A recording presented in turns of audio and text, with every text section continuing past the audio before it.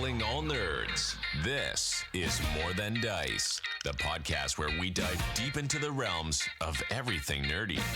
Whether you're a nerd culture connoisseur, a tabletop titan, a miniature gaming marveler, or just someone who proudly embraces their inner geek, this is the podcast for you. And now, let's get to the show.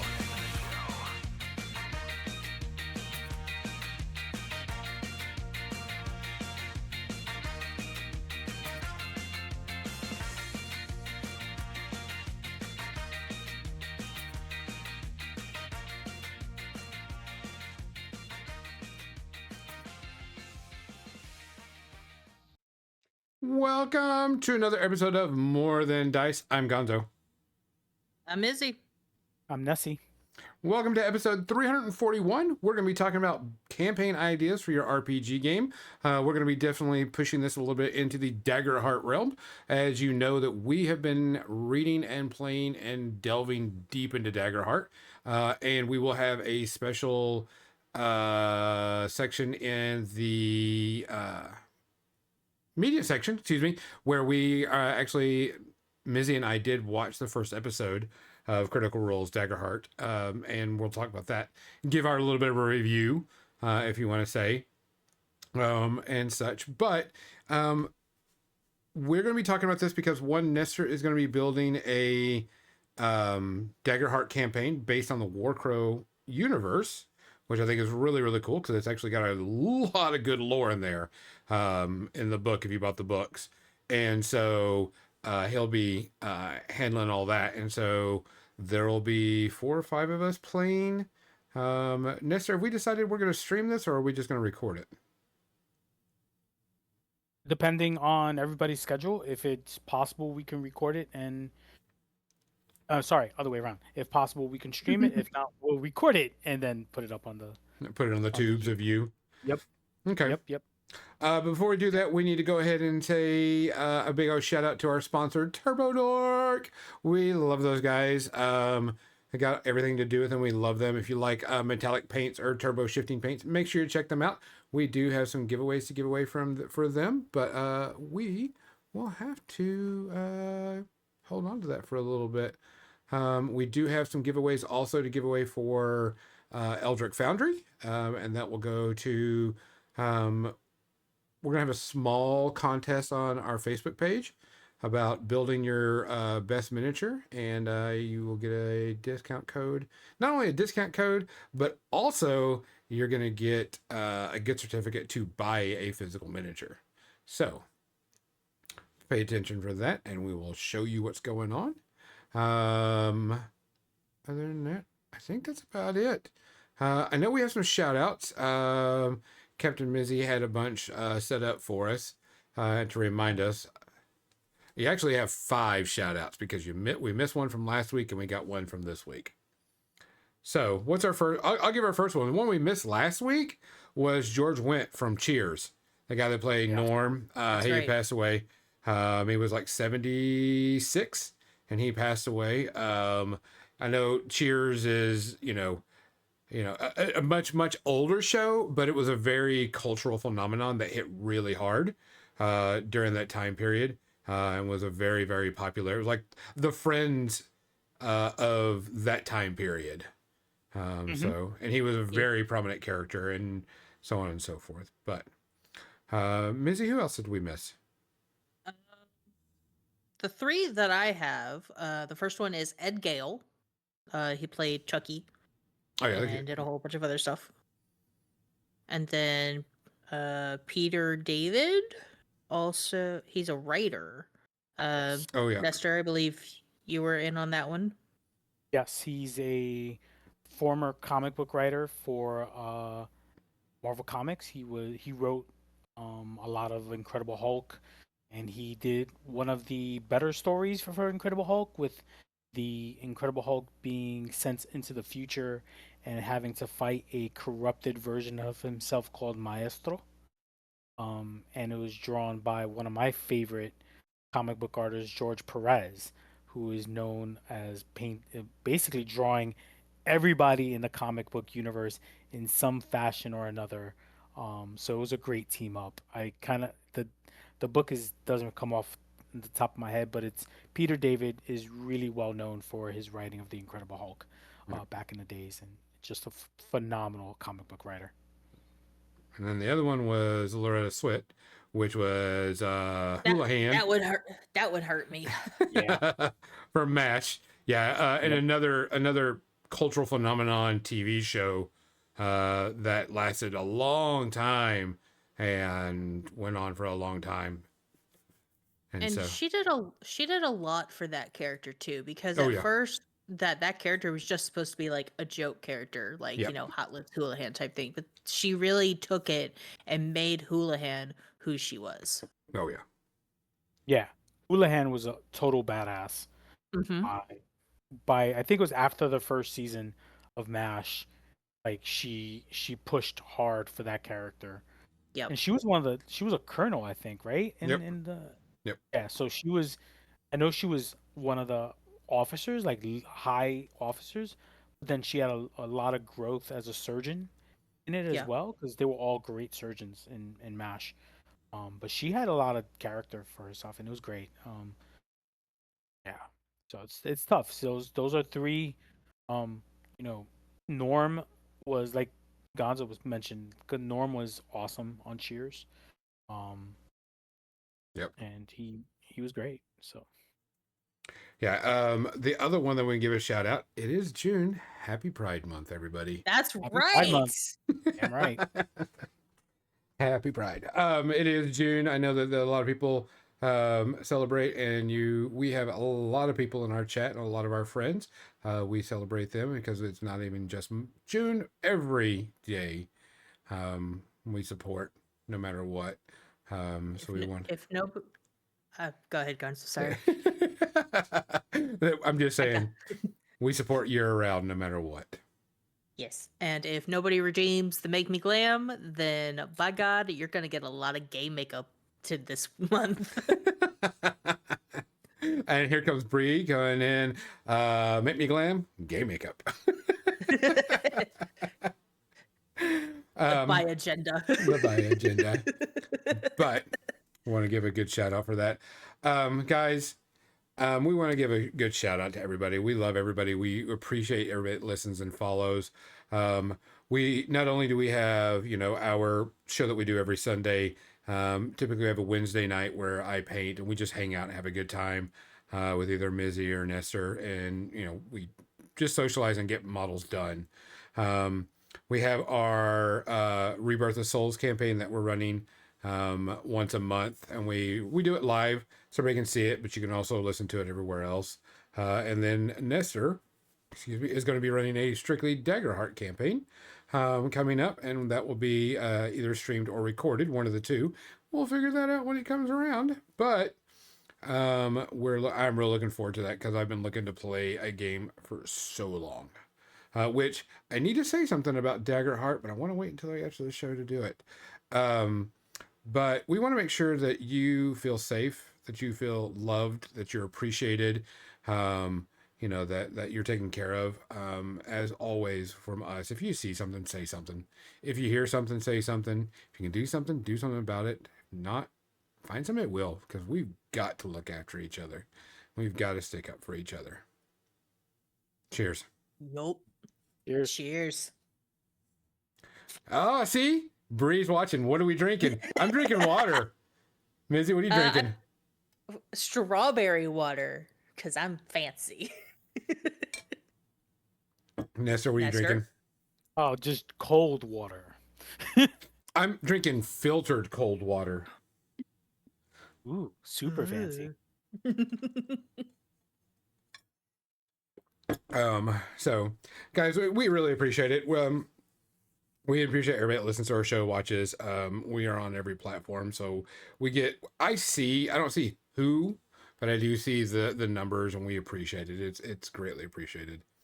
Talking about that, we will be having an episode come up pretty soon about the state of War Machine, not only from a competitive scene, but from a gaming scene, from a convention scene, from a every aspect of State of War Machine coming up pretty soon.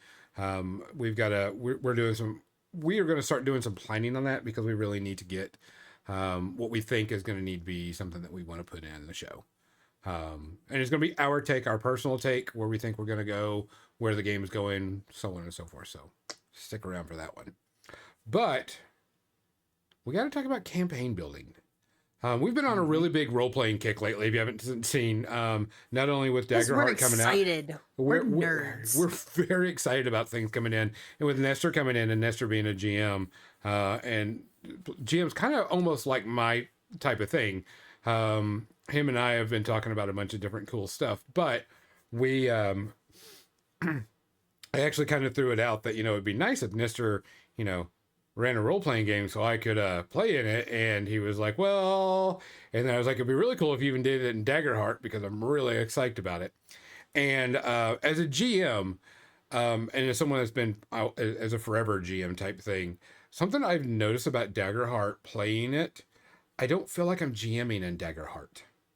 Because usually when you're role-playing in a role-playing game, you're XYZ, getting this done, getting that done, so on and so forth. So, there's not, I wouldn't say there's not much interaction, but in combat, it's like the monsters walk up and try to hit you, and you can add some flair and flavor to it.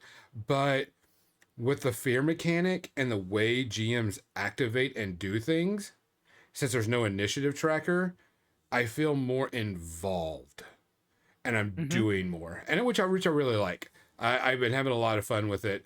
I've been actually thinking about doing some local demos at our local game store, just running the little adventure. It's the one that I ran it for Mizzy at for our local group as a kickoff, and it's just a starting adventure for do some local stuff because while I love D&D, nothing wrong with D&D.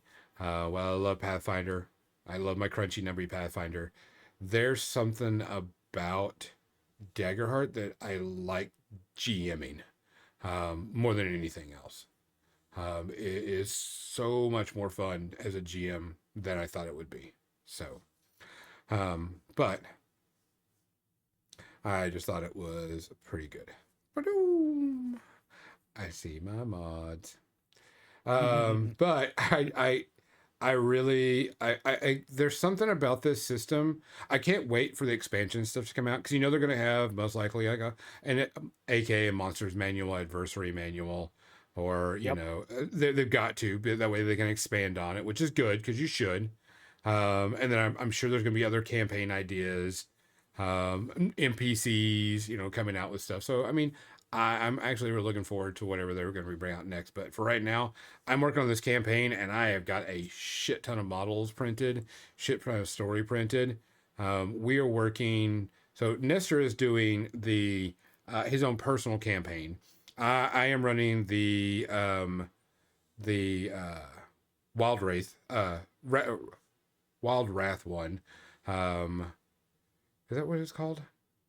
Is that the Horizons Dawn type? No, one?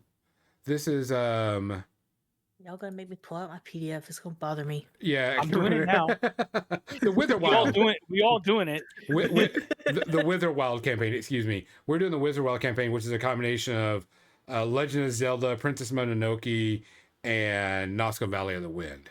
And it's pretty much you against a natural environment that's trying to kill everybody, type thing. Which has actually been pretty good.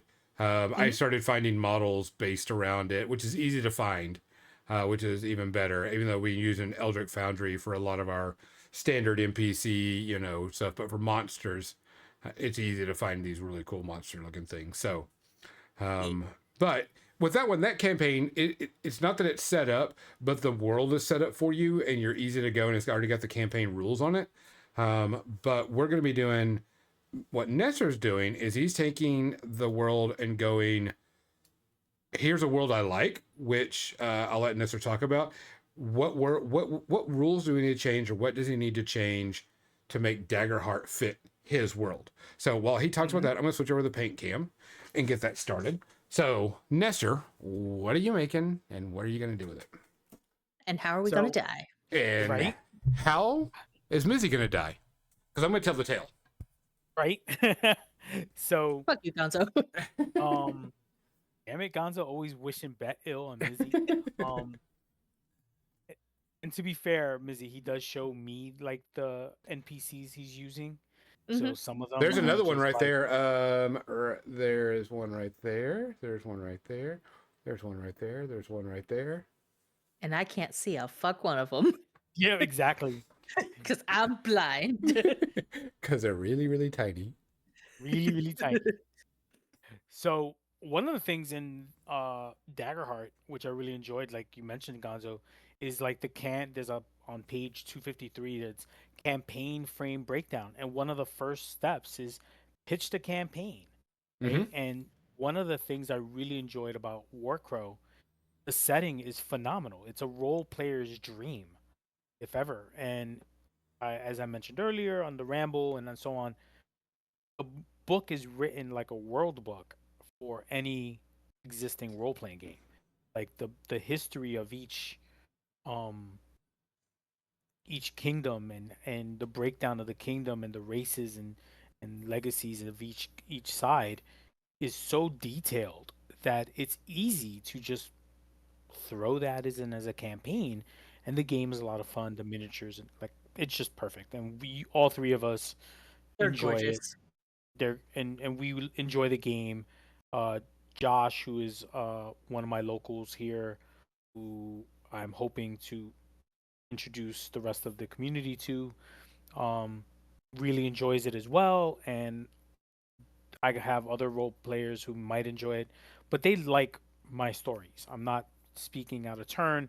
They do enjoy when I run a game. It's a lot of fun. So pitching But the campaign of, hey guys, I want to do a Warcrow campaign using the rules for Daggerheart seemed like an easy pitch. so my question for you is, what type of you and I are almost kind of similar when it comes to our role playing, GMing style. Uh, Hmm. what's our what's our deadliness in this game? What's our oh shit factor? What's the thing that we have to worry about? Because my Daggerheart campaign that I'm running, it is not a serious Dark Souls. It's bad things are going to happen because we're adventurers and we're save the world type thing. But what is your standard type of role play type attitude and GMing? I I try not to do a big bad off the top. So it's more of help the town you're in, do a lot of adventuring, and it's a slow burn of one piece leads to another, leads to another. The deadliness is just the environment. It's you against, so it's what is it? PVE, right? Player versus the environment instead of player versus player or player versus a big bad. So I think what I like about the Daggerheart campaign settings, it's like levels 1 through 4 if you look at the stars. Mhm. Um and it probably would be like a 2, maybe even a 3 depending on how far I go into the environment, because the environment is what can kill you. Um the tinge, the fog, um the northern tribes, the other agents of each kingdom Mhm. are out to get what you're getting, right? It's literally could be a race between the players versus another set of adventurers trying to get an artifact that they heard about. And or trying to get some information on an artifact, right? Find a map, and a certain rogue has stopped you guys from doing it because they stole it before you did. Um, and it's more intrigue and more, um, I don't want to say like Criminal Minds because that's more of a serial killer type situation, but but it is mind games, right? I love doing puzzles. I love doing something where the players actually have to think, and I feel Daggerheart's great for that because um the fear mechanic, it's like, well, I go to disarm the trap. And normally if you fail, the trap goes off. If you pass with Now it's if you fail or pass, depending on hope or fear, it can change how the trap goes off. the trap can go off and be smoke and cause some sort of alarm. Instead of being dangerous, now it alarms the bad guys because of a smell, right? Or something else, instead of it going off and it blowing up or trapping the rogue's hand and now they gotta fight. Um, One of the things that go into that type of mentality. If people don't know, Daggerheart doesn't do 1d20s, does 2d12s, and one is listed as a fear and a hope die. Now you can pass a check with hope, and you gain a hope, and it helps you out. But then you could pass it with a fear die, being the mhm. fear the higher of them, and you could still get what you want. An example for, like, if you're a rogue trying to disarm a trap, you're like, oh yeah, but I passed it with fear. Okay, will you pass it?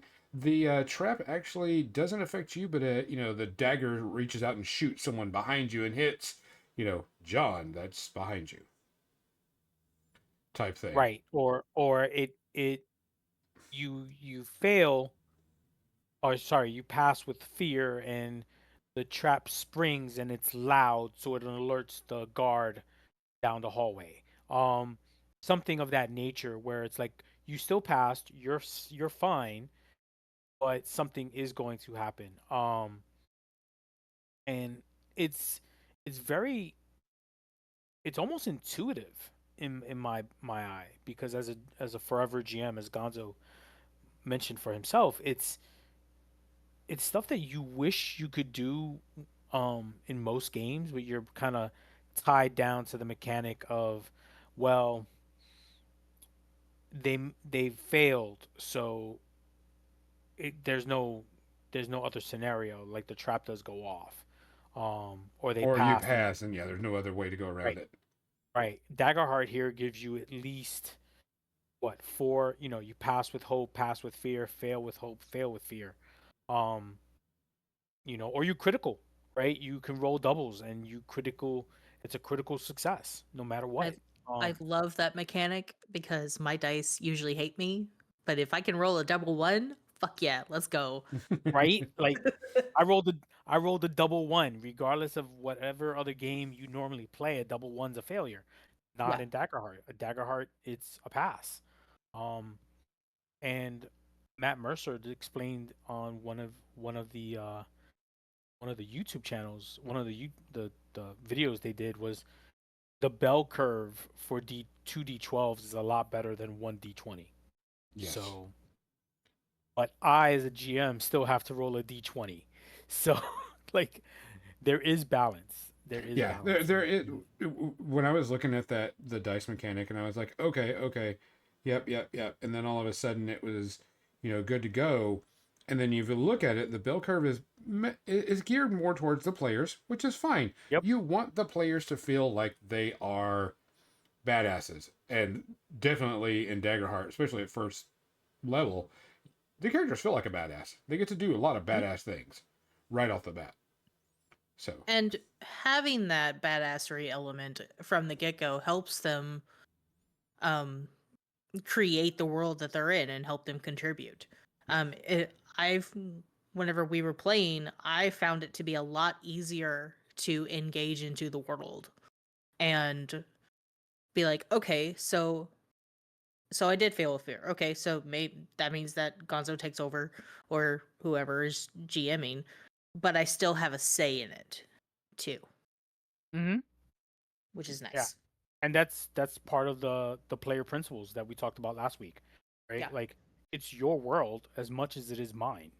Um, when I ask you, how do you succeeded, tell me how you succeeded. Tell me how you um tell me how you performed that critical strike with your sword or something, because I want it to be almost cinematic. I want it in my mind. Uh, One of my players was a druid, and she would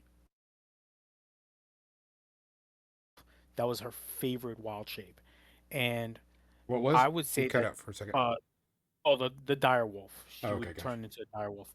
Um, and so she had a fur cloak on, and so when she would wild shape, I said she would just flip the hood on, and as she did that, she would wild shape into the wolf. Oh So hell the yeah. and like when she would snap her whip, her thorn whip, I would say that she would do like if you remember Thundercats Tigra, Yeah. um she would sometimes whip it around her and do like an invisibility or like a smoke spell. Um and so I would describe it every so often how she did it. And she started doing it on her own, being more cinematic because I love cinema. I love mo- I don't think of myself as like Michael Bay or any of those other like over explosive, directors. I think of myself as, like George Lucas or something, it's a fun story that everybody will enjoy. Um and Well, and one of the things about this world is you're building it from scratch, of course. mhm, But um, the campaign settings they have in the book, there's always some little special rule per each campaign. Um, in the Wither Wild one that we're playing, if a Wither Wild creature does severe damage to you, you get a mark. And, there's a dice mechanic. And if you fail a dice mechanic, you gain a scar. And the scar, when you get a scar, it lowers your hope down by, or your stress by one, mhm, type thing. And one of the things, like, also, if you die with like so many wither wild tokens on you, you're just gifted up to the wither wild, and there's no help for resurrection or magic or anything. So, and each world has a special little thing like that. And if you think about Warcrow, it has that actually kind of built in story wise automatically because of Tinge. Um, yes. so people that don't know Warcrow, what is Tinge? Nestor. Oh, so Tinge is um dark. It's basically the magic has a dark side, and while you perform magic, you are almost risking touching that dark side. Um, like Rumpelstiltskin used to say in Once Upon a Time, magic has a price. Um, and I've already you and I were talking about this I think on Friday about the tinge affecting magic users, and almost every class has a magic to Mm-hmm. it. Um in one form or fashion, and I was thinking and you immediately were on point with it with me as well, was if you cast a spell and you pass with fear or you fail with fear, you run the risk of being infected with tinge. And if too much tinge, what's the effect on you? And similar to Witherwild, like you mentioned earlier with the scar, what's the effect of tinge on the player? What's the effect of tinge on the environment? Because that's what happens. That's the tinge is not only the effect of on you, but also people around you. Um, and so you could build up so much tinge that you could start attracting dark beasts to you, right? Like tinge is attracted to tinge. Hmm. So you get those crazy creatures like you see in Warcrow Adventures and whatnot. So talking about the campaigns, I wanted to mix a little bit of everything, right? A little bit of, the one they call the one that was similar to Game of Thrones. Probably Burning What's that? Banners. Yes, five burning banners with like it's not it's the five kingdoms that are in Warcrow, right? But in a different manner, and the tinge and the scar and the weapons that you can get in Colossus and a little bit of everything, right? Like not a major milestone. Yes, the tinge is almost an NPC in the game. Um, it's not a main factor in the game. It does affect the players, but tinge can be healed unless Mizzy decides that she doesn't want to be healed from tinge. Maybe she wants to fall to the dark side, and join the Scion, Wow. right? Like that's the thing. The Scions are part of that group that use the tinge to their advantage. The Scions are a family. I can see the appeal. Exactly. They have cookies. We all have cookies. Darkseid's got Um, cookies. yes. Um, so it's very attractive, and again, like I mentioned, it's just the world building is a lot of fun when you could do. I have a couple of ideas from other worlds that already exist, and how can I twist it to um my manner? Like in Warcrow, pistols and rifles exist, Hmm.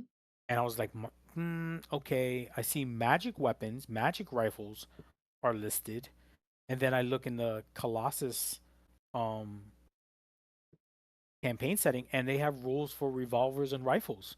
So I was like, oh, that's cool. I can incorporate that into the campaign. And And could I have could I they're have used something actually on mine? there's actually basic items of revolvers and such in the basic campaign stuff. Okay.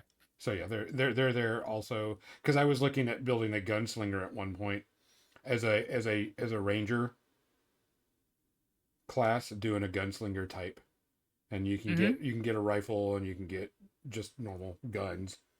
And I was like, that'd have been cool.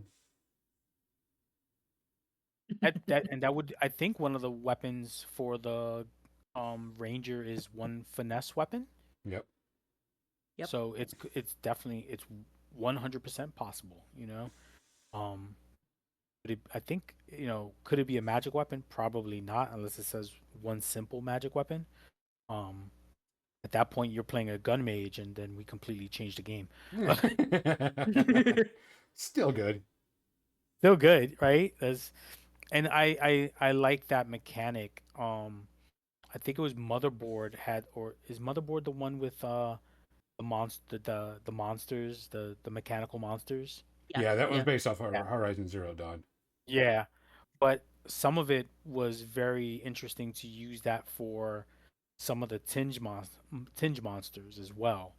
Um, but the tinge monsters are physical weapon, are monsters. So,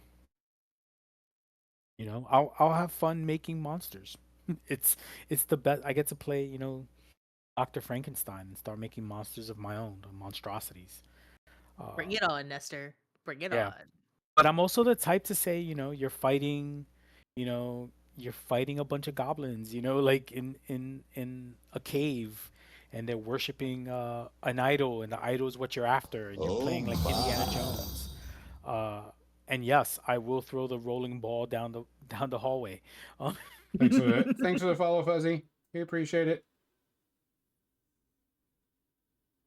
But I love games like that. I enjoy stuff like that where it's like, give me a finesse action roll to see if you guys trip while you're running away from, you know, the rolling ball, and see how many of you guys fall. Like I'll be it, fine. I'll be give you fine. right? And like, somebody help me, or I use hope to pick up Mizzy. Okay, like that type of situation are always I'll fun to I'll see. use an experience of hop this way. Off this way. Yeah, or running through, I just love puzzles. I think I bought the book.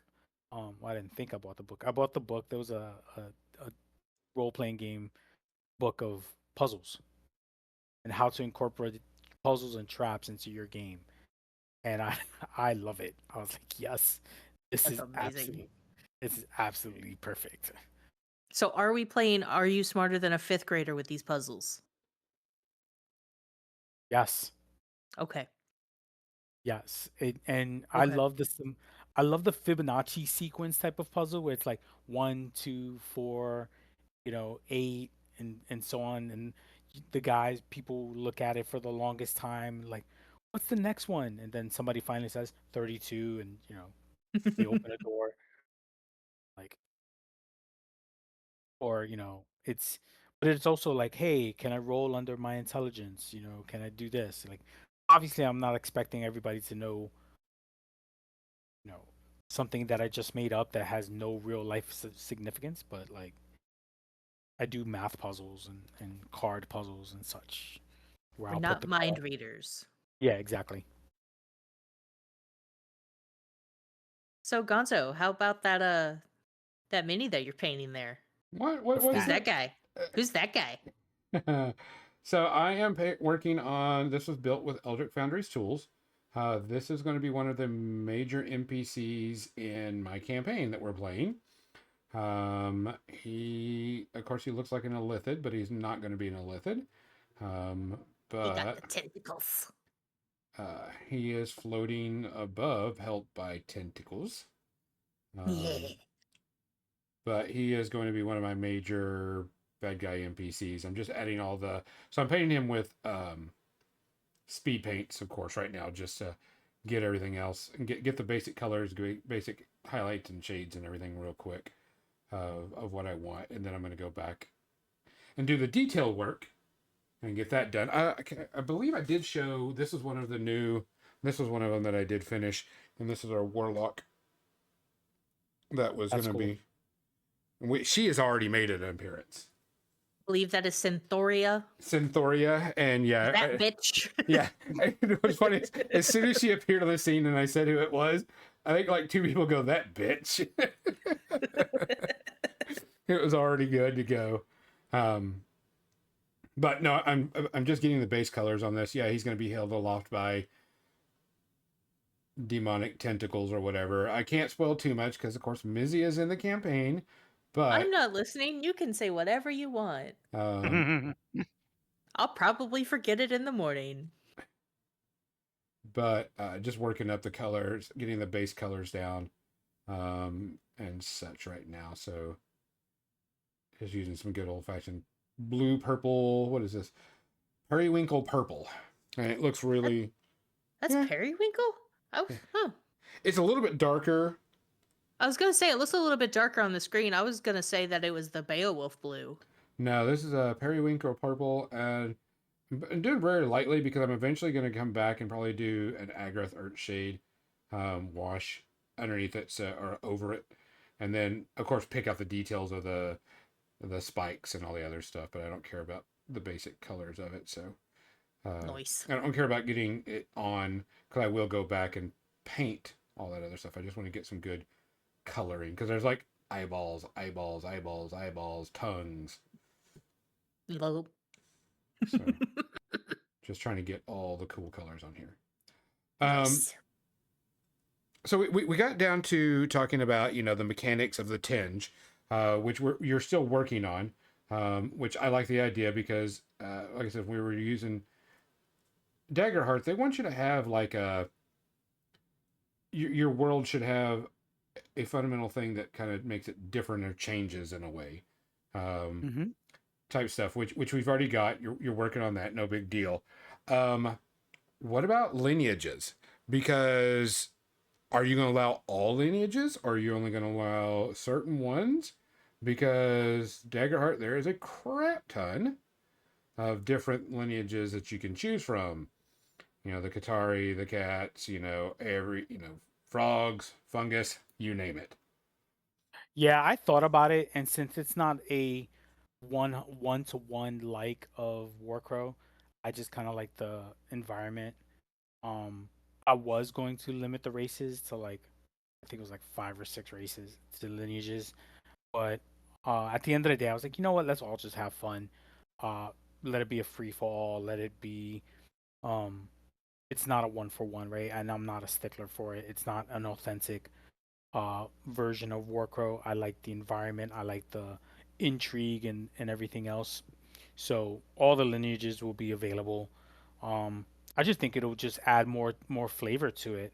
Yeah. Um, like it'll be like Moss Eisley or Moss Espa on Tatooine, where it's just filled with all those different uh, aliens on there. It's the same. It'll be Hawthorne Point. You walk into the tavern, and the tavern's filled with everybody, right? Because Hawthorne Point in Warcrow Adventures is pretty much like a neutral territory.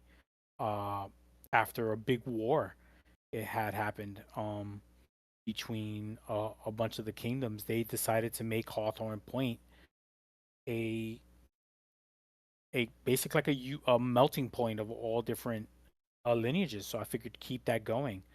Uh, and there's enough adventure for everybody. Effects. Now, will there be tension between different lineages? Of course.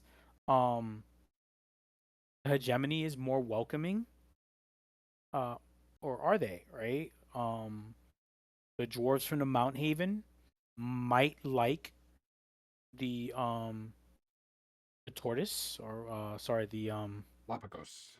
Galapagos. The Galapagos. Um, uh, they might like those more than the Kato or the Drakon, or they might like the Draken more than the Ribbits. At the end of the day, right? So, Everybody um, loves ribbits. Let's be real. right? But that could be established as the game goes forward. Um, and again, the solid um lineages for each kingdom is there. The elves, the humans, and the dwarves do have that stronger bond and hegemony, and the feudum are more human oriented and very religious. Uh, but they might have some relations with dracons. They might have all the other different lineages out there. I could see the elves being very open with the fawn, and the Galapo and all the other lineages out there. Because well, mm, the Siennan are a bit, they're a bit nuts, but the Scions might love everybody because they're willing to operate on everybody. They just want to be a big happy family. We've established this. Yes, and yes, Fuzzy. The feudum and hegemony battle would be a lot of fun, and the players just stuck in the middle of it. But I'm not thinking that big yet. I'm just thinking, you know, let's just go out and adventure. We're here for a good time, not for a long time. Exactly. I don't know about you. I plan on being immortal, but so far no go. Well, and the thing is, going back to that, I mean, I could have seen that you said, maybe not this or maybe not that, but when it comes down to it, Warcraft's a very expansive universe, Mm-hmm. and it could have been, you could have found a spot that had something, in there that was with the area. So, I mean, it's not like they couldn't have something. It's just you got to just go with it.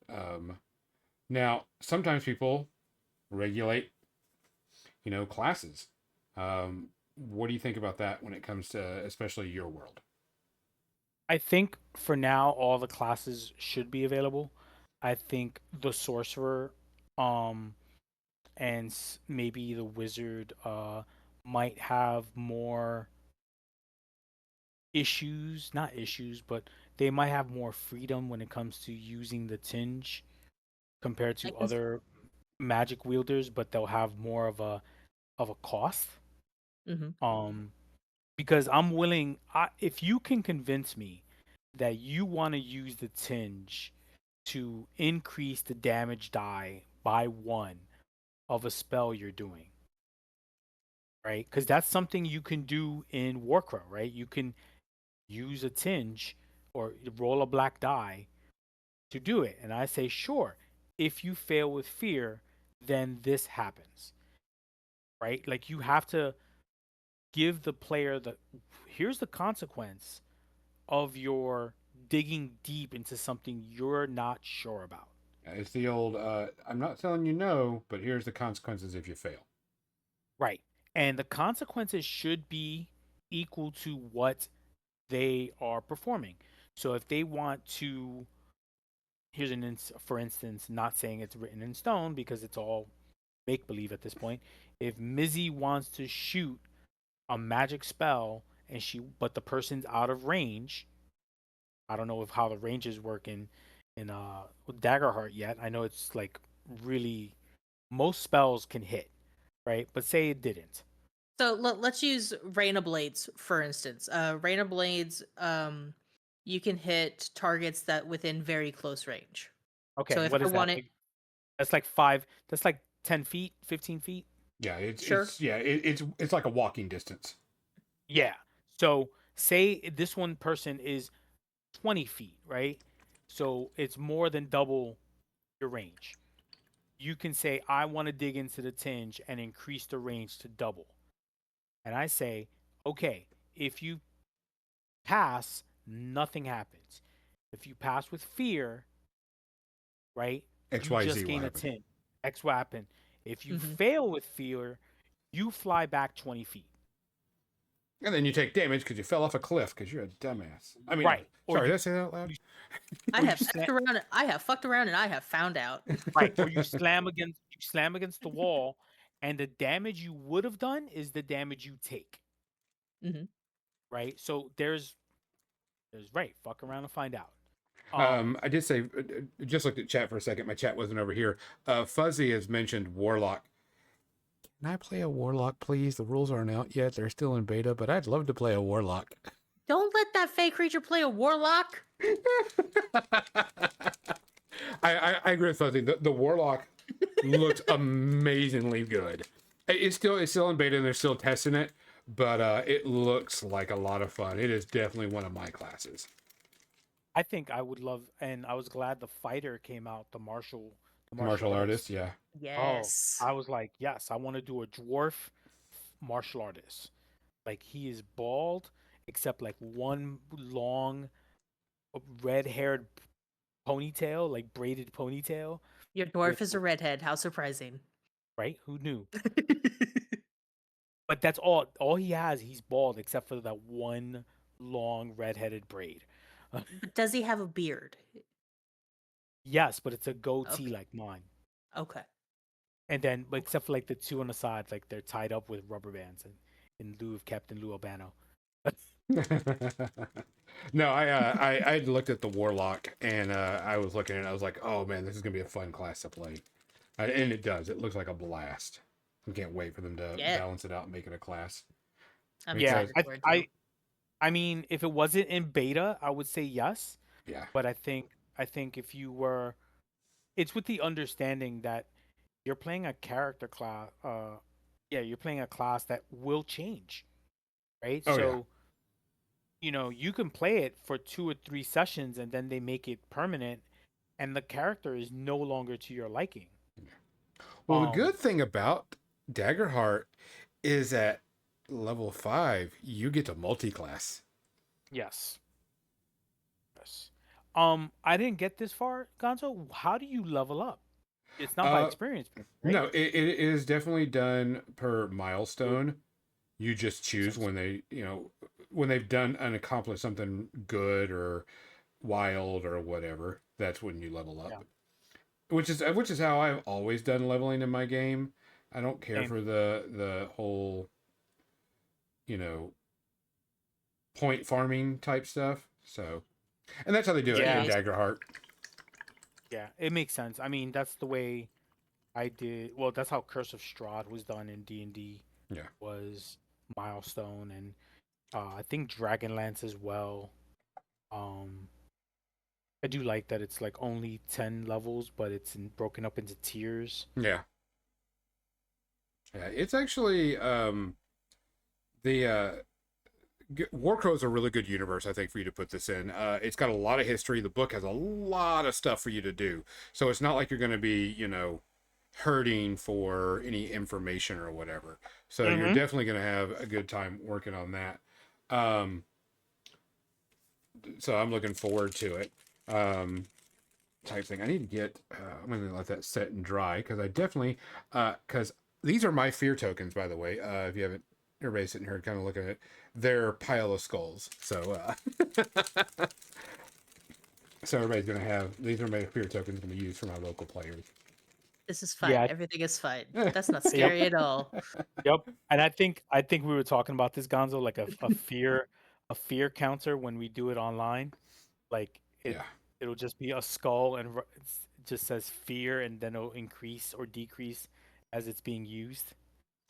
Yeah, and the thing is, what's interesting is the fear token. The players are supposed to see the fear tokens, so they can see the rising, XYZ of things going on, Mm-hmm. and because the GM has a lot of fear, he can do a lot of shit with it, um, which we'll talk about a little bit during the media section because they were playing the game, and I was like, oh, he didn't do this, he didn't, other things was happening, so it'll be interesting um, to do this You were online. you were very observant about it. Yes, I was very observant about what was happening in the game, and I really like it because like I said, the fear mechanic is a good and a bad thing. One, it's good because the GM is kind of kept, I wouldn't say in check, but that's the best way to put it. But the GM also can go, why isn't the GM, or the players can go, why isn't the GM using any of his fear? Maybe Mm-hmm. because he's saving up for something, to happen. Right? Or, Like blah, blah, blah.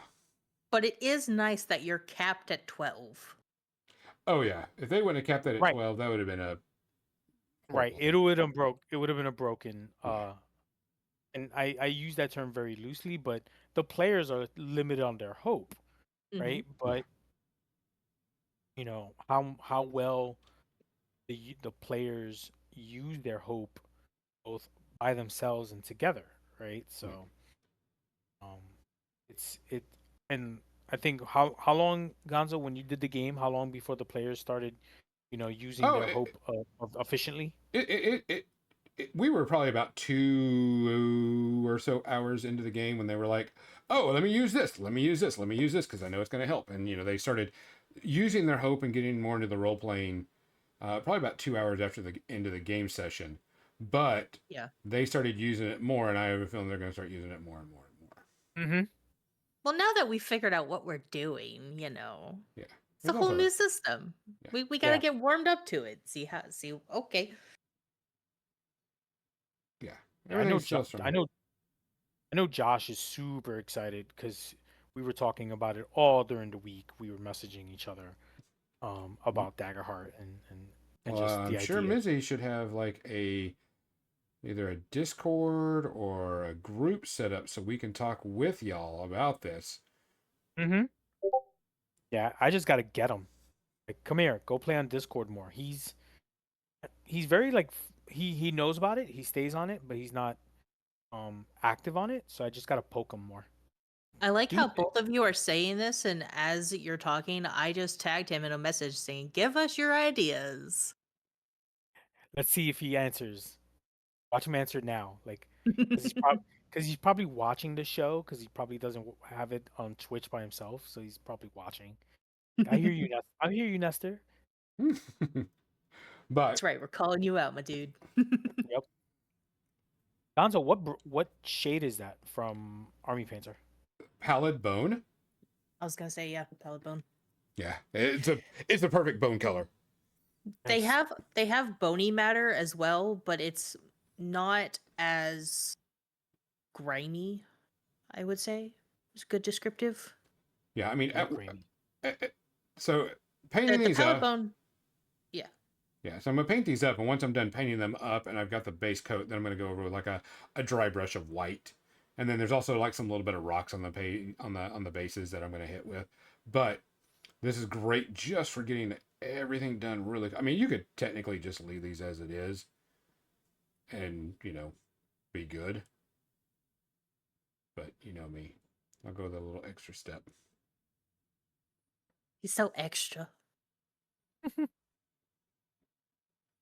So Yeah, I think I was very grateful that Daggerheart had so many of those campaigns fleshed out because I liked a little bit of something or another, um, which could help build the campaign.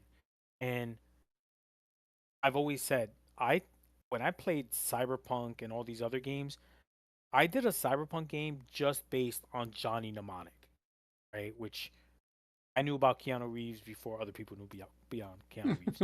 But um, like I love knowing throwing the fact that he was in a video with Paula Abdul. Um, Oh yeah. Yep. I know about that one. um, yep. And but yeah, I love Johnny Mnemonic. I loved Blade Runner and such. So those are always inspiring to me when I made my games for Cyberpunk. Uh, and the fact that the campaign settings have a little bit of a twist here and there that I like or can use, it's like, oh, it helps building my campaign. Um, I was worried that the campaigns weren't fleshed out enough, and then I'm reading them and I'm like, oh wow, they really, really did do a really good job on these campaign settings in a short amount of time. Well, there Um, was only I mean, each campaign setting in the book is like maybe 5 pages, but they're yes, jam packed full of stuff. yep, yep. Because the Colossus one, which was I was reading because of the mounts, right? Like it tells you what mounts are available in that game, and I was like, well, that's good because that's the same type of information you should have for Warcrow. Um, like a wolf or a warg is ridden by the orcs, horses, Pegasus, like all those different types of mounts. Even though the players are very unlikely to use that, they should know about it, Mhm. and see it. They should not be shocked to see a griffin fly overhead on Hawthorne Point. Think of it like World of Warcraft when you would see griffin flying overhead. You're like, oh yeah, that's normal. Um, you're gonna get that one player who's like, "Oh, I'm gonna steal a griffin." Sure. Do you remember what happened to Malfoy when he met the hippogriff and he treated it with disrespect? So I don't know. Malfoy disrespected a hippogriff in Harry Potter, and he got clawed for it. So I thought that was awesome. Like I Yeah, I love establishing lore like that. yeah. There for a book that was more geared, and Daggerheart is more of a RPG style game and less number crunchy game, which I thought was Hmm. interesting because I did see a review that someone said the game was too number crunchy, and I was like, were they reading Pathfinder or were they reading Daggerheart? Um, Yeah. type thing because the game is not number crunchy at all. No, Um, it's there very is no easy order. rules. Yeah, there is no. I don't have to worry about tracking initiative. Um, if the players want to go, I will go around the table, and then if a player says, "Well, I want to do this," use your hope, right? Oh, you fail, or you failed, or you passed with fear. Cool. I get to do something, right? I'm Yep. gonna keep using fear, um, as the crime boss calls for his calls for his boys, and you guys are like, crap. Stop failing with, the players start arguing. Stop failing with fear. Um, like the dice are gonna listen to you. Like, no, it's more fun that way. Every time the players fail with fear, another bad guy shows up. It's like that never-ending circus of bad guys in a kung fu movie. Um, Which is interesting because there is environmental effects in the game. We kind of touched on this, and my players got to see this. There's an environmental effect in the game in the last battle in the starting adventure where the skeletons can get back up, hmm and it's an environmental effect. And they really kind of push this environmental effect in the game too. Is use the environment to your advantage. So Yeah, yeah, and I'm the type to say, the fog is creeping from the west. Your escape is blocked off. Um, and what you now gonna it do? becomes, as what you're gonna do, as are the players going to get closer to the bad guys, or are they gonna try to find another way of escape? Or is Mizzy going to run into the night, into the fog, and join her family? Uh, I'm a rogue. I don't have a family. If you run into the if you run into the fog, you will. But I know a guy. Guy, but I know a guy, right? And that's the thing. You depending on your experiences as well can really affect the environment. Um, you know, somebody, the rogue can know a certain amount of people that come to help him, and now that he owes them a favor and such. So So that's one of the things, because I was wanting to, we haven't really made it, and if someone else wanted to play a bard, I would happily choose something else. But if I was going to have a bard, I was going to have one of my experiences. I know someone for that yeah, type of thing, which is a perfect yeah, type of examples. Because when we build if people don't know, when you build your character, you're supposed to build them as a group, because you have connections with everybody that's in your party already, so you already know everybody, and those connections can be used to help or hinder you depending on what's going on. So, oh, finally someone bought me ears. Ugh. Which, going now, we are definitely in our media section, so I'm going to go and switch this over to the media section cam and get out of the paint cam. Yes, Mizzy is slacking. I am so sorry. I need to make horns for my headset. Oh yeah, we definitely need to get a thing for Nesser. There's For a him. wrestler. There's a wrestler I really enjoy watching, Stephanie Vicaire, and she comes out with like, devil horns. So I need to print those out and put them on. They look really cool. Ta-da! For the last bit of the show. The Yeah. Mizzy, you don't have ears? No. Well, technically I do, but they are in a bucket back there. And they're not as they're not stylish. gonzo ears. They're not gonzo ears, right? They're not gonzo ears. Mine are fuzzy though. So there's that. So guys, for everybody to know, this is our media section time. We're going to talk about anything to do with any media that we've done. It is whether it's books, TVs, movies, music, you name it. We don't care. We just want to talk about it and give you a review. People that don't know, we have two types of reviews that we can go from. Whether it's closer to Cats or closer to Casablanca. Cats being the worst movie ever made. Casablanca being near perfection. Or how many space herpes it has. The more space herpes, the worse the rating. So we'll get to see if anything happens. I'm going to go ahead and start off. So I have been watching a show on Apple TV. I'm pulling up my list because I actually remembered to write a list this time. Called Murderbot. Murderbot is based off of a book where a robot that is built from, it's more like an android or a cyborg because it's got human flesh, is a security bot that protects people. Well, the security bot, I wouldn't say gained consciousness, but it actually hacks his own system and gives himself free will. And he fucking hates humans, but he has to keep the facade that he's still protecting humans. Because if he, lets people know that he can, he's got pretty much free will, they'll deactivate him or kill him, type thing.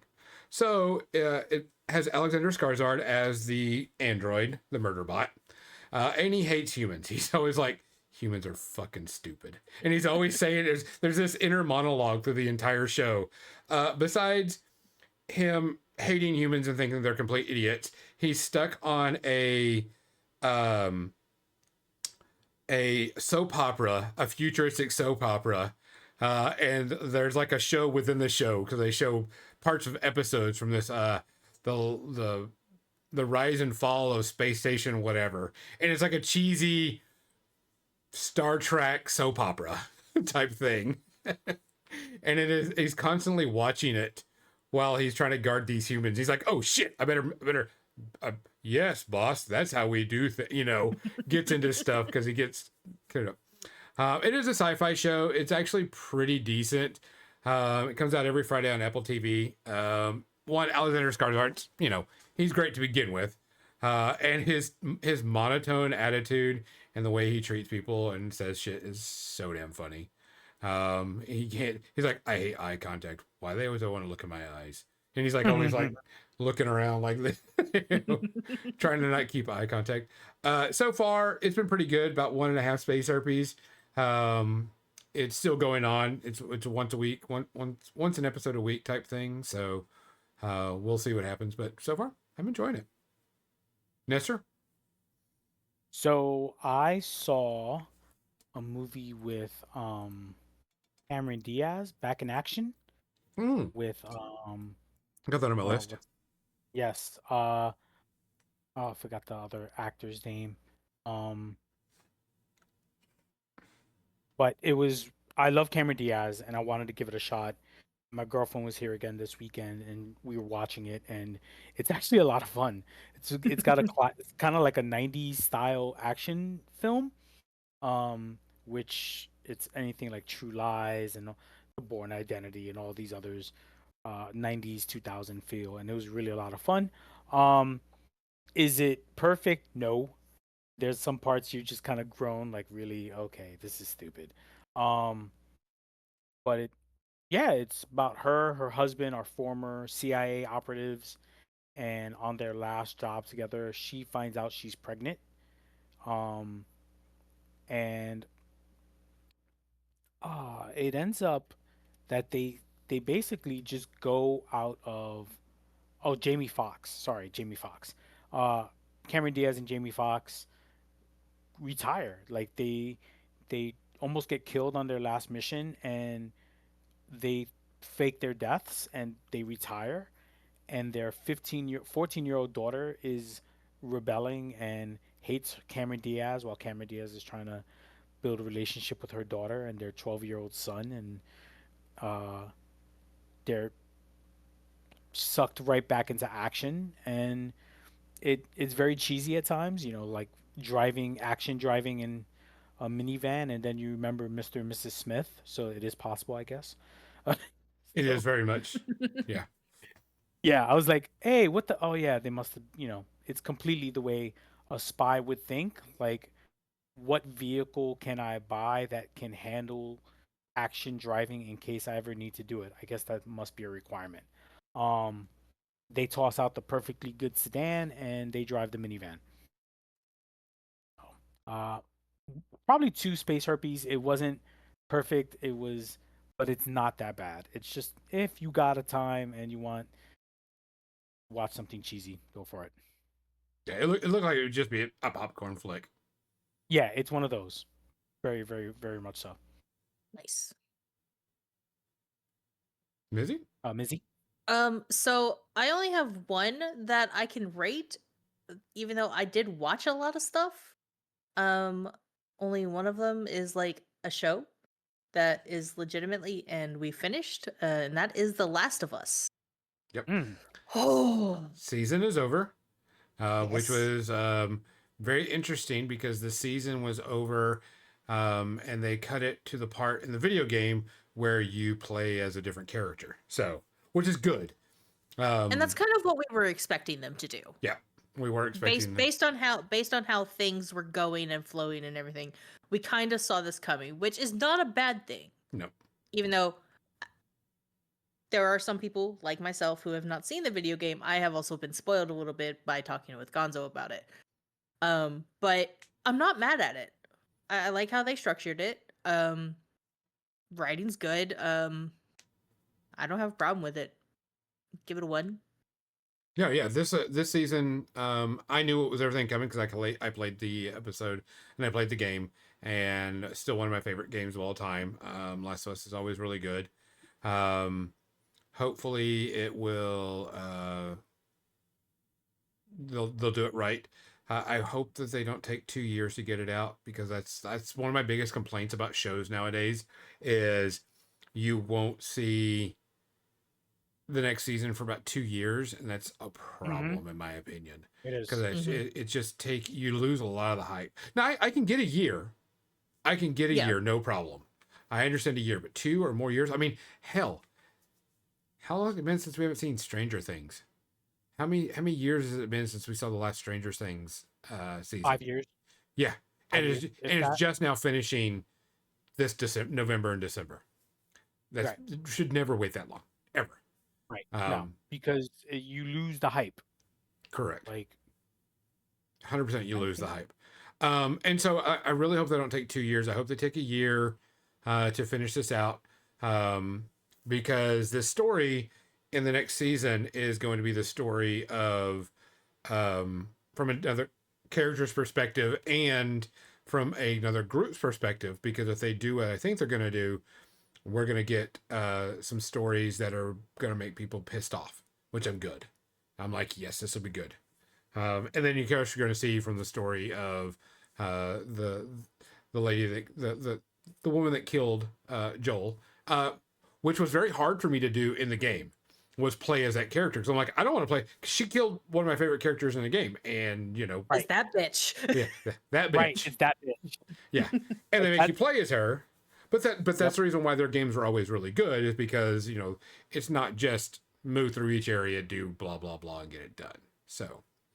And that's Um, Rocksteady. Is that Rocksteady that did Last of Us? I can't remember.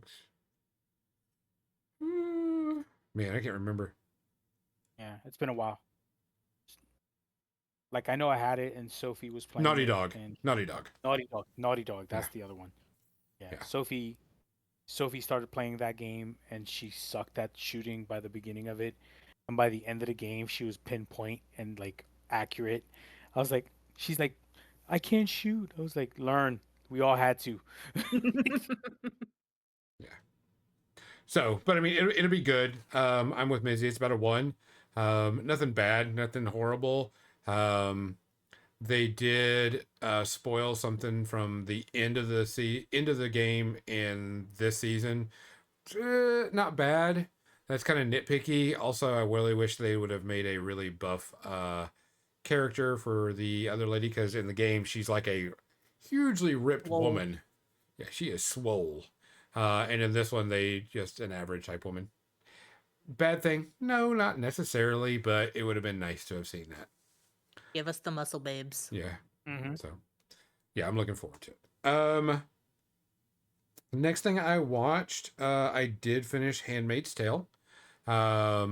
It felt very rushed. The last episode felt very, very rushed, and you don't get a good finale ending. You don't, not everything wraps up because it's not meant to. But it does give a story on that, and it wasn't bad.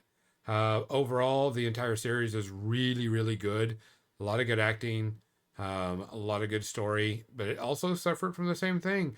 It took a long time to get that last season out compared to the rest of the show. Overall, the season, I'd give it out a 1, 1.5, but there are some really hard subject matters in that, and you're going to rage. If you don't get pissed off, and if you don't cheer when certain things happen, then they've lost they haven't done their job, and they did their job in this one, especially the first season. First season, oh shit, man, I was so pissed off all the time watching that, but still good. Nestor? So I watched Gundam G-Quax, Uh-huh. which is the latest the latest series from the Gundam universe on Amazon Prime. I was wondering how you said that, because I had Yes. no fucking clue.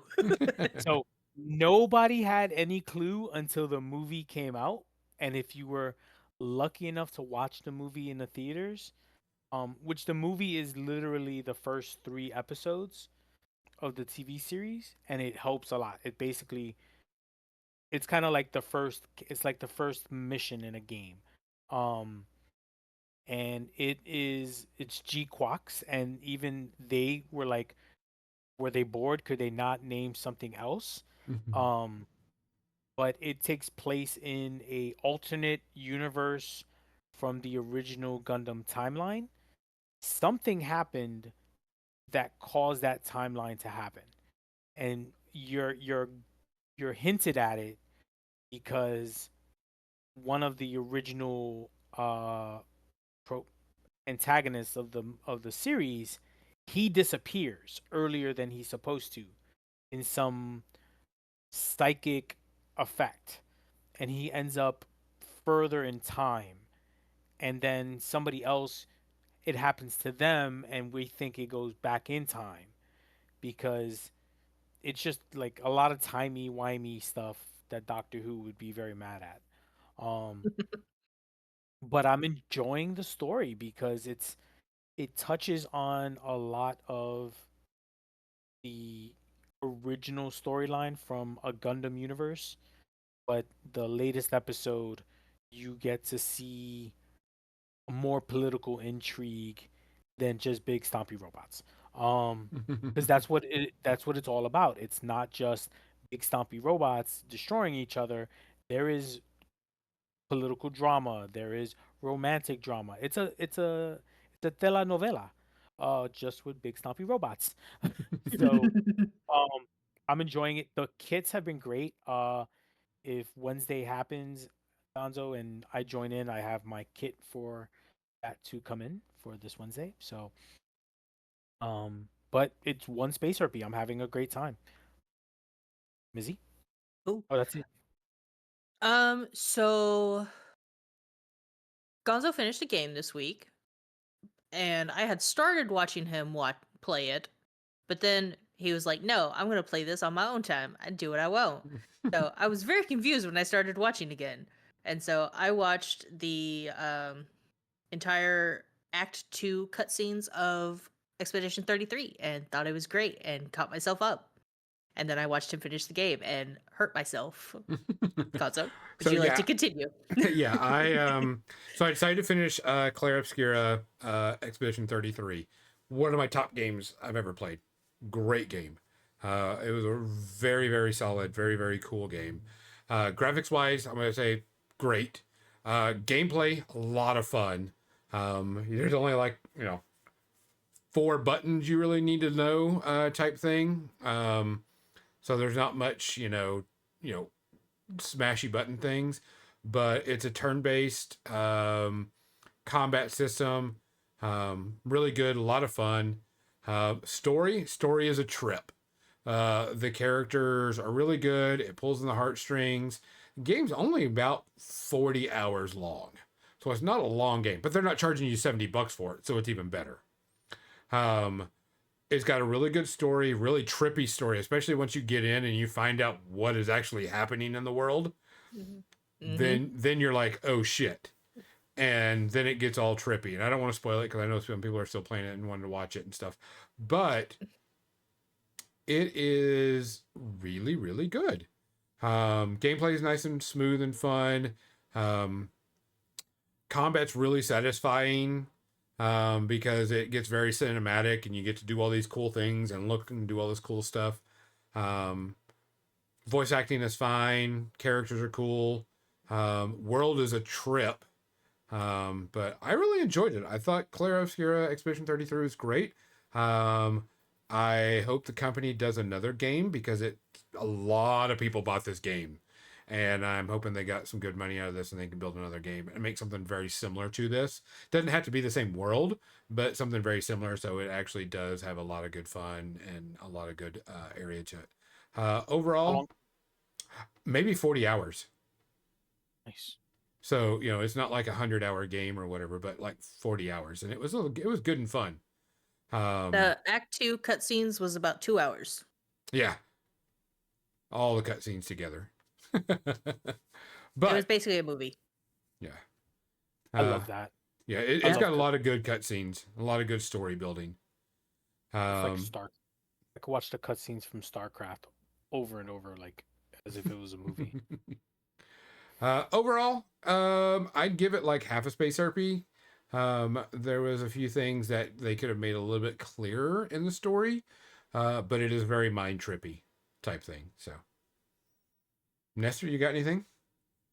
No, it's been a very chill week with shows and TV. It was more like reading. Uh, yeah, I mean, just the Daggerheart book and the Warcrow book. I mean, if you don't already have either one of those, they've been great. They've been great so far. Okay.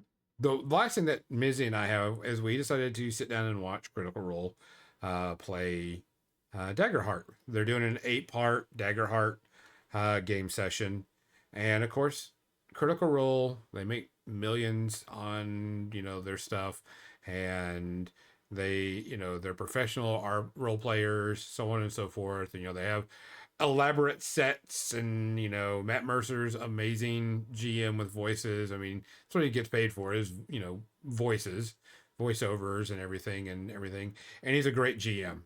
What I was really looking to see is how they handle the Daggerheart rules, and how they handle the characters and how things work and so on and so forth. Which is good because that's what I wanted to see more than anything. And I'm watching it and I'm listening to him and I'm like, he didn't move a fear over. And Missy's like, damn it, Gonzo. and I'm looking at it and it's not like it's because you had to pause it, rewind it, and confirm. Yeah. And I was like, God damn it, just let me listen to the story. Because, and I want to say Matt Mercer messed up, but he's human and forgot something. Exactly. Even one of the best GMs forgets to do something or whatever. Because I was following along because I wanted to see how they handle the mechanics. And they can play any damn way they want. Nobody says that they have to play 100% by the rules. Nobody says that. But I wanted to see how they played and how they played with the rules. And the rules were great. They handled it just like anything else. They role played it. They had all the fun things. They actually even cut up just like we do and say stupid stuff. They asked if the Clank pooped, type of thing. They're like, do you poop? They're like, I don't think I poop. And Ashley Johnson is great as this character. She's really gotten into, she's an adorable to begin with. And she really gets into this character a lot and gets into what's going on. I was a bit disappointed that she didn't play the sexy orc warrior or champion, but it's fine. I'm okay. You can't always get what you want, Nestor. God damn it. I did they had a lot of good role play in it, a lot of good storytelling, a lot of cool things happening, and they get excited just like we do whenever something happens, which is good. And then I thought at the very end, Ashley was like, they were cutting to it, and Ashley's like, no, can we get 10 more minutes? And she's actually looking at somebody, whoever's controlling the director or, whatever is controlling, how much time they have left. You can see that she's looking to them going, can we go 10 more minutes? Come on, just 10 more minutes. Cause I want to see what's going on. I want to see what happens. And he's like, nope. And I go, oh, so Matt Mercer plays the way I do. Yep. He runs games the way I like to run games. Leave on cliffhangers, get suspenseful, so on and so forth. And, there's a huge production behind Critical Role. They have lighting, they have sound effects that happen, so on and so forth. Great. I won't ever have that. Don't care. But what I did like is Matt messed up a rule of his and I put this is not his own game. This is just a game that they've been working on.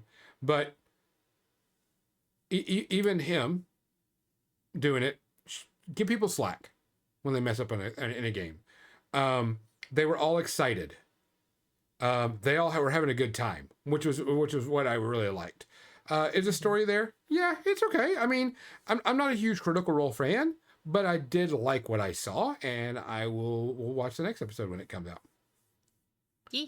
So I want to see if they actually start switching over to Daggerfall or Daggerheart instead of doing D&D. That's where I want to see what happens, because they're doing an 8-part Daggerheart game.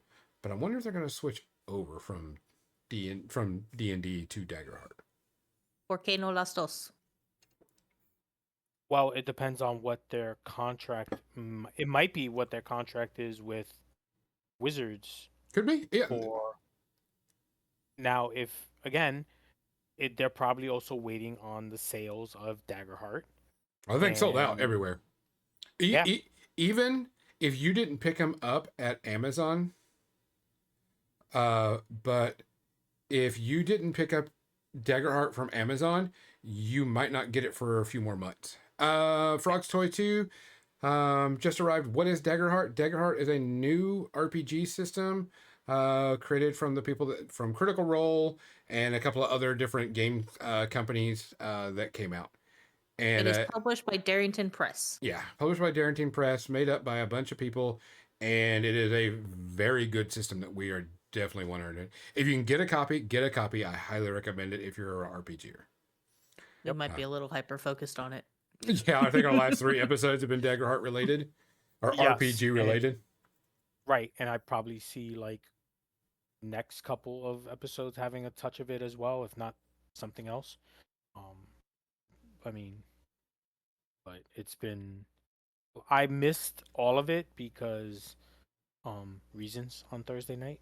Anyway, but I, I did catch some of the adventure, and I saw Sam was getting shredded by the monster, and he played it off so well. like, um, and the one that's playing the, I don't know everybody's name. The one that plays the pyre. She's the champion, but she's also playing the pyre guardian. Pirate Guardian I Jack. know. Yeah, I know who you're talking about. I just can't remember her name either. I Yeah, don't either. yeah, I'm like I said, I'm not a huge Critical Role fan. I appreciate everything they do, and I'm enjoying watching it. I don't know all their backgrounds. I just know Matt Mercer and Ashley. One I knew Ashley way before because of stuff she's done way before everything. But Mm-hmm. um, I like how very much they were into it because at one point, one of the characters forgot he rolled something and missed it by like 1 or 2 points. He goes, "Oh man, I could have used my experience in this." And Matt goes, "Yeah, you could have." And he goes, "I'll remember that next time." And he remembered it next time. So Matt didn't let him go back and Yeah. add his experience to it. He's like, "You didn't remember it this time. Remember it next time." Yep. Oh no, The I think it was Sam. I think it was yeah, Yeah, the yeah, it Fallen was. Road. Yeah, yeah, I heard him say it. I was like, yeah, that's right. Stick to it. Like yeah, let them know. There's consequences.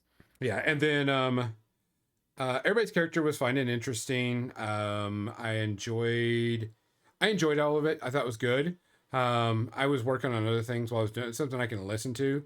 Um, it's nice to hear them get excited about stupid shit, like Hmm. rolling crits and all right, how do you want to do this? Because they killed the guy, and I'm not going to spoil it how they killed the big bad guy at that time, but it It it was so fucking cool. it was cool and fun, and it goes back to the same thing. Sure, this is a big production, and sure they make a ton of money, and this is their job type thing, but they still get excited and still have fun, and it looks genuine. Doesn't look like it's a put off type thing.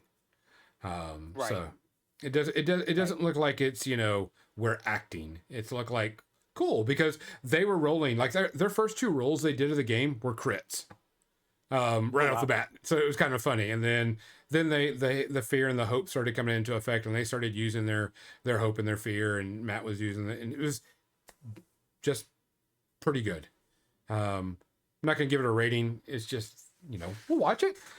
But I was more interested in how they interact with the rules and get things going on that. And I guess Matt messed up a ruling, didn't spend a fear, messed up something else, and it's because he gets into it. Who cares? It didn't ruin the story, and it didn't cause a problem. They were just having a damn good time. And I'm Mhm. sure, you'll hear about it because you get those PR, tho- those people that like, I can't believe you missed a roll, blah blah blah. It's his game, it's his universe that he's running at that time. And when you're into the action or you're into the game, you're going to forget something.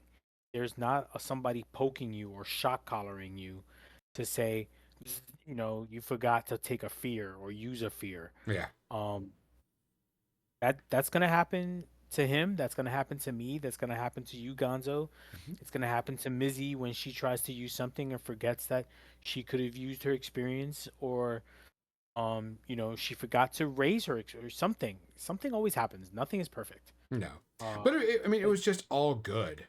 There wasn't yeah, anything that I was, like I said, I'm not a huge Critical Role fan, but I thought that was done very nice and very fun and was worthwhile. And I'll watch some yeah, more. yeah. I will watch the replay when it comes out. I could probably watch it tonight, but no, I'm gonna go to bed. Um, but I'll watch it. I'll watch it when I get home when it's available to watch on the TubeU and all those other anything else. And Which I think comes out tomorrow on YouTube. yeah, yeah, I that's what I did for Session Zero. I saw most of Session Zero, and then it was running past my bedtime. And I was like, no, Nessie cranky, Nessie want bed. Um, and Josh is texting me, oh, Ashley's funny, haha. I was like, yeah, mute, going to bed. Um, he he makes fun of me sometimes for that. He's like, oh, I forgot it's 9:30, you're off to bed. I was like, you forget that I do not work mid shift like you do. I do not have the luxury of waking up at 8, 9 o'clock in the morning. Um, Prefects. although he does wake up early when his wife leaves, but he does have the option to go back to bed. I cannot do that.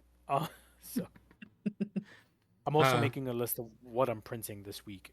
So oh, which I just heard my printer go off for the stuff I was printing, so I can get started on my other things. Another bad dude, but I'll Well, need to guess clean what? That is great timing because it is 8:30. that. Well, guys, we appreciate you listening. We appreciate you watching. Make sure you check us out on all of our channels and all of our socials. This Wednesday, I will be painting up more bad dudes and getting things ready for the campaign for my in-person Daggerheart game. But other than that, guys, please take care of yourself. Please watch after each other. We got to do that.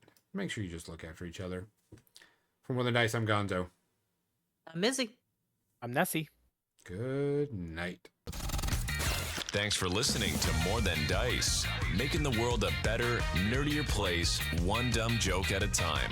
Be sure to subscribe wherever you heard this podcast so you never miss a future episode. For more nerdy action or to connect with your hosts, check them out on Facebook.com/More Than Dice and Twitch.tv/more_than_dice. Until next time, stay nerdy, stay proud, and we'll see you soon on the More Than Dice podcast.